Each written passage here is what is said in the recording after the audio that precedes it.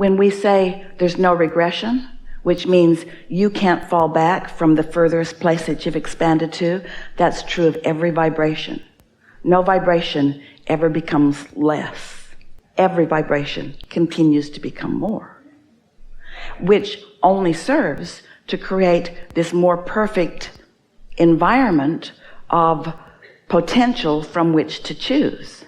That's why you want to be a deliberate creator, able to focus your thoughts in the direction that you want, so that you can choose from this plethora of possibilities that which your inner being is in agreement with, which is the positive energy of all of it.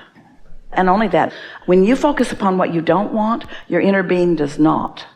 Because every subject is two subjects. There's two ends of the stick. So when you focus upon what you don't want, there's another end of the stick that lights up, which is where your inner being gives attention. So when you give birth to a desire that resonates with your inner being, that's where your inner being is, and your inner being never looks back. So your inner being never spends any time justifying your desire. Let's just switch it up just a little bit, and instead of thinking about what we're thinking about, let's start thinking about what we're feeling. So if you let the distraction be, I want to feel good, I want to feel good, I want to feel good, it's an easier switch, because your inner being is thinking about what you want to think about. And it doesn't take very much of you thinking about how good it would feel to think about what you want to think about to hook in to what your inner being's thinking about, and then you're off and running.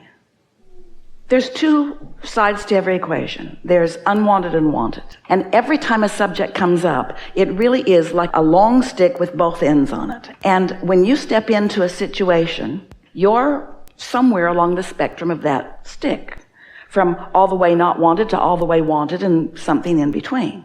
So when you hold knowledge that this is just a vibration, like a musical scale almost, and that you could pick any note that you want to, and that your inner being has already picked the note, and you just think about what that note sounds like or what that note feels like, then instead of sorting it out any further, if you understand that you've already sorted it out and you've already launched the rocket and your inner being has already got hold of it, and now your work is simple, just feel your way to it. Then, before you know it, you're in alignment with your inner being, and the progression of that positive thought then starts flowing into your mind. That's why we call it the receiving mode. For a while we were saying to you, so you've created this vortex, and now you got to get in it. You got to get in there. And you didn't really like the idea of that. We wrote 2 books about it, trying to convince you that if you would just get in there, that you'd feel so much better. But it felt odd to you. How do I get into something I can't even see? We said, feel your way in. Oh, thanks a lot, Abraham. That's really helpful.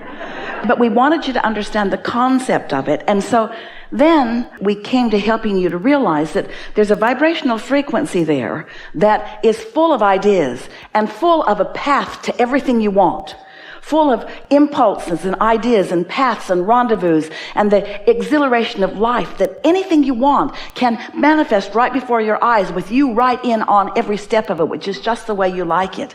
But that you've got to be in the receiving mode, which means you've got to be in the vibrational vicinity of what's in your vortex, which means since your vortex is a very high frequency because there's no resistance within it, you've got to allow your own vibration to rise. And when you do, then what's in your vortex flows into your mind. Ideas and impulses. And once you get into that mode where an idea flows and you follow it and you see the payoff, so you understand that what you did was you quieted your mind enough that you allowed your vibration to rise, because when you were not perpetuating a lower vibration, then a higher vibration just took over, because that's what's natural. Just like when you let go of the cork, it will float. When you let go of your vibration, it will rise. And then when you start receiving ideas, then you understand, that's the receiving mode. That's what it feels like to be in the receiving mode of my vortex. That's what it feels like to be in such concert with my inner being that in snatches of time, I know what my inner being knows. That's really what Esther demonstrates when she allows us to flow through her. She's demonstrating the receiving mode of being in such perfect sync with the vibration of Abraham that what we know in the moment of our knowing is her knowing. And it's so complete that she can find words that are as perfect as her vocabulary will allow them, and sequence of words that will convey to you what we mean. We want to remind you of some things you knew when you made the decision to come. We want to remind you that the law of attraction abounds, and we want to remind you of the power of your own thought. And we want to help you to understand a very important concept, which is the path of least resistance. And by that we mean there is a current of energy that comes from source, that is on your side, that adores you and flows to you and through you, that is the basis of all of the good that life can bring to you. It comes from source energy. It's an awareness of source energy upon you and your value, your true perfection. It's source energy who adores you and who flows to you and through you. And when you get in alignment with that flow, that is the ultimate path of least resistance. It's the flow of love. It's the flow of clarity. It's the flow of well-being. It's the flow of good feeling. It's the flow of joy. It is the path of least resistance. And so love is the path of least resistance, and hate is the path of most resistance. Ease is the path of least resistance, and struggle is the path of most resistance. And so clarity is the path of least resistance, and confusion is more resistance. You see what we are getting at? So as you came into this physical body, you knew that part of you was being focused into this body, and you knew that this part of you that came into this human form would be subjecting yourself to a variety that did contain resistance. And you came willingly and expectantly and eagerly, because you also knew that the larger part of you, some call it your soul, your inner being, some call it source or God. We call it your inner being, this non-physical energy of perfection and of expansion, continually becoming more. You knew that that part of you would remain non-physically focused and would be steadily flowing to you, and that if you were in a receptive mode, you would be able to feel that clarity and that energy and that love. And you knew that in doing that, you would enjoy your expansion. So you said, I'll go forth with other humans, and I will explore the variety. And out of my personal and important exploration, I will come to my own conclusions about what I prefer. In other words, the universe will expand because of my attention and focus. And when a preference emanates from me or radiates from me vibrationally, as all thought does, that thought will be understood by my inner being and will be focused upon by my inner being, will absolutely and actually be held in a vibrational environment. In other words, my inner being will receive my desire, will understand it, and will become it, and will hold the vibrational essence of it. And because my inner being is part of me, and because my inner being has now received my expansive desire, now there is a relationship that I have, a vibrational relationship that I have with my inner being that I can interpret or understand or feel through my own emotions.